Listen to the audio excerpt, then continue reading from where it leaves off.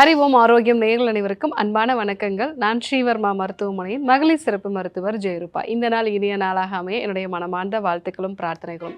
Already எனக்கு ஒரு குழந்தை இருக்குது டாக்டர். செகண்ட் ப்ரெக்னன்சிங்கிறது தள்ளி போகுது. செகண்ட் ப்ரெக்னன்சி அப்படிங்கிறது 2 வாட்டி அபார்ட் ஆயிடுச்சு. ஸோ அதுக்கப்புறமா பீரியட்ஸும் இர்ரெகுலர் ஆகுது. கொஞ்சம் வெயிட்டும் போட்டுருச்சு. ஃபஸ்ட்டு நார்மலாக தானே கன்சீவ் ஆச்சு. அதுக்கப்புறமா ஏன் இந்த பிரச்சனை? ஸோ அவங்களுக்கு சில பரிசோதனைகள்லாம் பண்ணி பார்க்கும் பொழுது அவங்களுடைய எக்கோட குவாலிட்டி சரியாக இல்லை. அதே மாதிரி அவங்களோட ஹார்மோன்ஸும் இம்பேலன்ஸ்டாக இருந்தது. ஸோ எக்கோட குவாலிட்டியை இம்ப்ரூவ் பண்ணுறதுக்கு என்னென்ன விஷயங்கள்லாம் ஃபாலோ பண்ணலாம், அதை பற்றி நம்ம இன்றைக்கி பார்க்க இருக்கிறோம். ஃபஸ்ட்டு ஒரு ஹெல்த்தியான வெயிட்டை மெயின்டைன் பண்ணோம். நான் யூஸ்வலாகவே இந்த ஃபஸ்ட்டு ப்ரெக்னென்சிக்கு அப்புறமா ஒரு 10 கிலோ வெயிட் போடுவாங்க. அந்த வெயிட்டை குறைக்கிறதே ரொம்ப சிரமமாக இருக்கும். செகண்ட் ப்ரெக்னென்சியில் அந்த வெயிட்டோடே ட்ரை பண்ணுவாங்க. அதனாலே சில பேருக்கு ப்ரெக்னென்சி கன்ஃபார்ம் ஆகிறதில்ல. ஸோ வெயிட் மேனேஜ்மெண்ட் அப்படிங்கிறது அவங்க ஹார்மோன்ஸையும் பேலன்ஸாக வச்சுக்கும். ஆரோக்கியமான கருமுட்டை உருவாகிறதுக்கு அது ரொம்ப ரொம்ப அவசியம். ஸோ வெயிட்டை மேனேஜ் பண்ணுறதுக்கு 7 நாள் எடுத்துக்கொள்ளக்கூடிய நெய் மருந்து சிகிச்சை ஃபாலோ பண்ணலாம். ஹெல்த்தியான டயட் ஃபாலோ பண்ணலாம். ஸோ நம்மளுடைய ஸ்ட்ரெஸ்ஸை குறைக்கிறதுக்கான விஷயங்கள் இது எல்லாத்தையுமே நம்ம ஃபாலோ பண்ண வேண்டியது அவசியம்.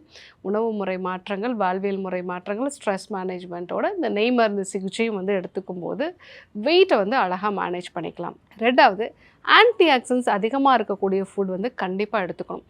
ஏன்னா கருமுட்டை அப்படிங்கிறது ஆரோக்கியமாக உருவாகிறதுக்கு அதுக்கு நிறைய சத்து பொருட்கள் தேவை.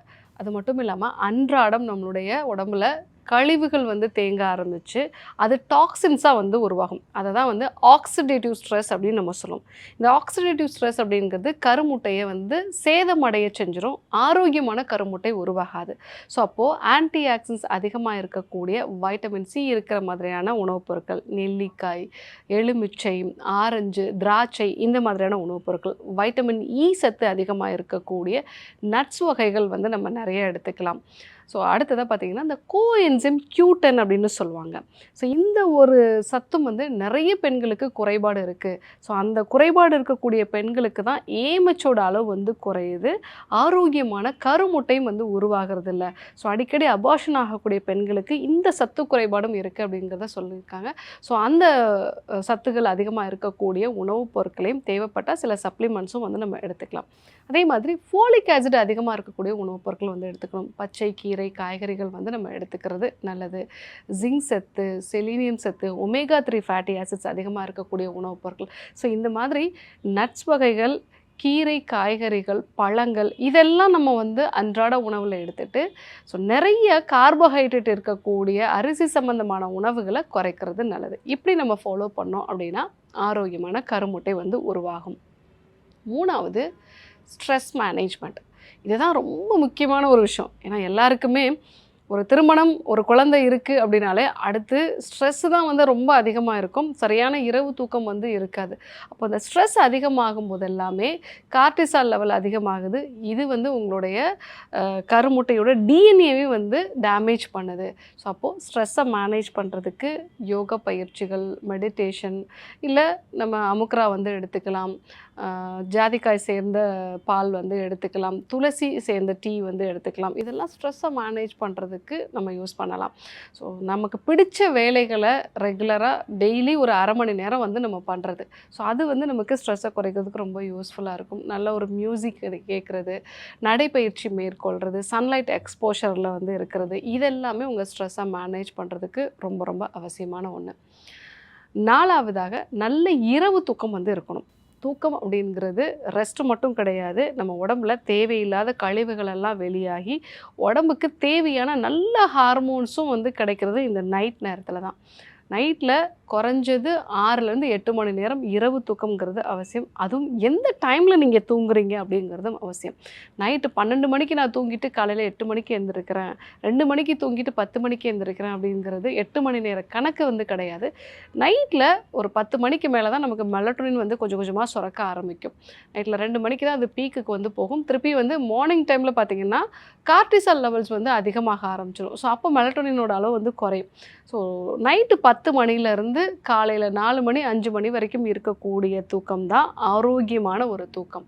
ஸோ நல்ல இரவு தூக்கம் இருக்கிற மாதிரி நம்ம பார்த்துக்க வேண்டியது அவசியம். 5வது, ரெகுலராக ஏதாவது ஒரு எக்ஸசைஸ் ஸ்கெடியூல் வந்து ஃபாலோ பண்ணுங்கள். அந்த எக்ஸசைஸ் ஸ்கெடியூல் ஃபாலோ பண்ணீங்க அப்படின்னா தான் ஆரோக்கியமான கருமுட்டை வந்து உருவாகும். நிறைய பேருக்கு இன்சுலின் ரெசிஸ்டன்ஸு, தைராய்டு சம்மந்தமான பிரச்சனைகள் இது எல்லாமே வந்து இந்த ஆரோக்கியமான கருமுட்டையை வந்து பாதிக்குது.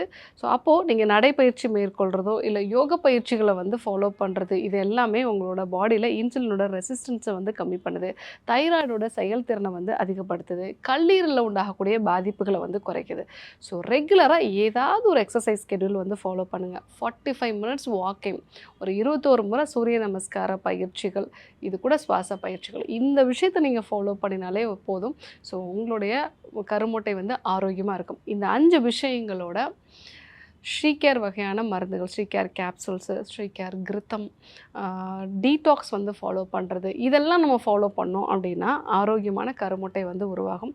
நிறைய பேர் வந்து செகண்ட் ப்ரெக்னென்சியில் இந்த ஆரோக்கியமான கருமுட்டை இல்லாதனால தான் 2 வாட்டி 3 வாட்டி அபார்ஷன் ஆகிறது, உடம்பு வெயிட் வந்து போட்டுக்கிட்டே போகிறது, பீரியட்ஸ் வந்து இர்ரெகுலர் ஆகுது, இந்த மாதிரியான பிரச்சனைகளால் பாதிக்கப்படுறாங்க. ஸோ உங்கள் எல்லாருமே நான் சொன்ன மாதிரி இந்த டீடாக்ஸ் வந்து ஃபாலோ பண்ணுறது, நான் சொன்ன இந்த 5 ஸ்டெப்ஸையும் நீங்கள் ஃபாலோ பண்ணீங்க அப்படின்னா ஆரோக்கியமான கருமுட்டை வந்து உருவாகும். ஸோ இன்றைக்கி ஆரோக்கியமான கருமுட்டை உருவாகிறதுக்கு ஃபாலோ பண்ண வேண்டிய 5 டிப்ஸ் பற்றி தான் நம்ம வந்து பார்த்தோம். கண்டிப்பாக ஃபாலோ பண்ணி பாருங்கள். யாருக்கெல்லாம் இது தேவைப்படுமோ அவங்களுக்கும் இந்த விஷயத்த சொல்லுங்கள். இதே போன்று ஒரு நல்ல தகவலோடு உங்களை சந்திக்கிறேன். நன்றி, வணக்கம்.